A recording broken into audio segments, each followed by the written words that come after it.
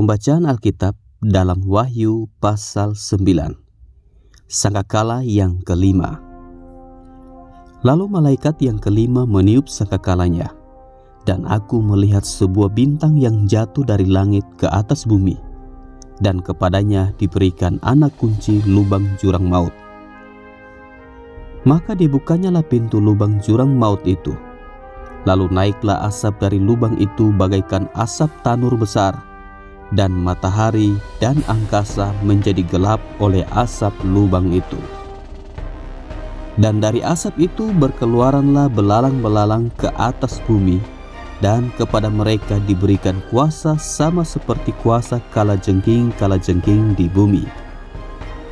Dan kepada mereka dipesankan supaya mereka jangan merusakkan rumput-rumput di bumi, atau tumbuh-tumbuhan, ataupun pohon-pohon, melainkan hanya manusia yang tidak memakai meterai Allah di dahinya.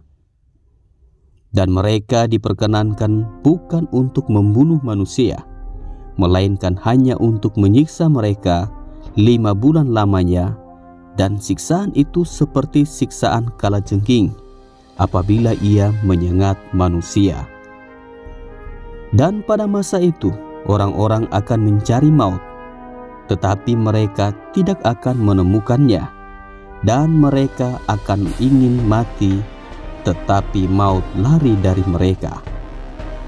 Dan rupa belalang-belalang itu sama seperti kuda yang disiapkan untuk peperangan, dan di atas kepala mereka ada sesuatu yang menyerupai mahkota emas, dan muka mereka sama seperti muka manusia.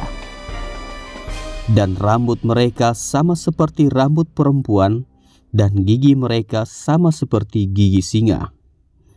Dan dada mereka sama seperti baju sirah, dan bunyi sayap mereka bagaikan bunyi kereta-kereta yang ditarik banyak kuda yang sedang lari ke medan peperangan.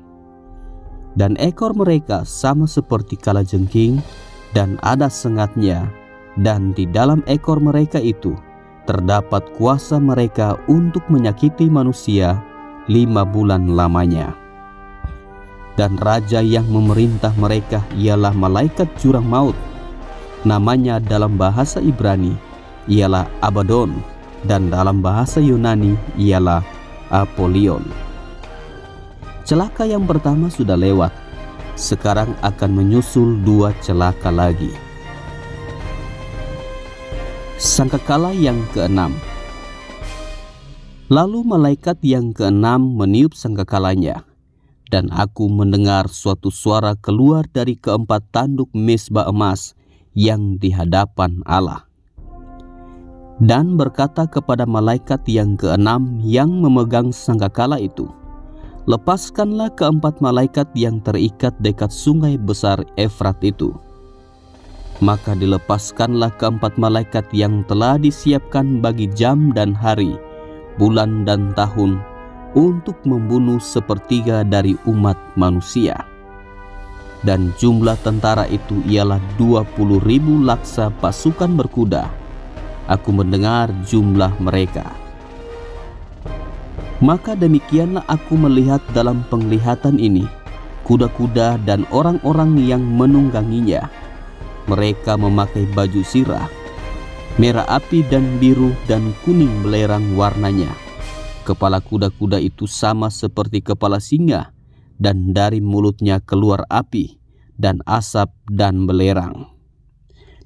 Oleh ketiga malapetaka ini dibunuh 1/3 dari umat manusia, yaitu oleh api dan asap dan belerang yang keluar dari mulutnya.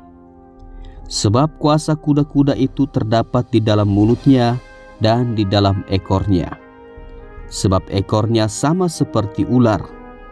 Mereka berkepala, dan dengan kepala mereka itu mereka mendatangkan kerusakan. Tetapi manusia lain yang tidak mati oleh malapetaka itu tidak juga bertobat dari perbuatan tangan mereka.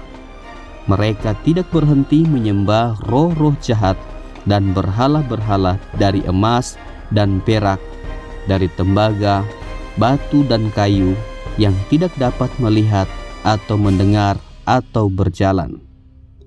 Dan mereka tidak bertobat daripada pembunuhan, sihir, percabulan, dan pencurian.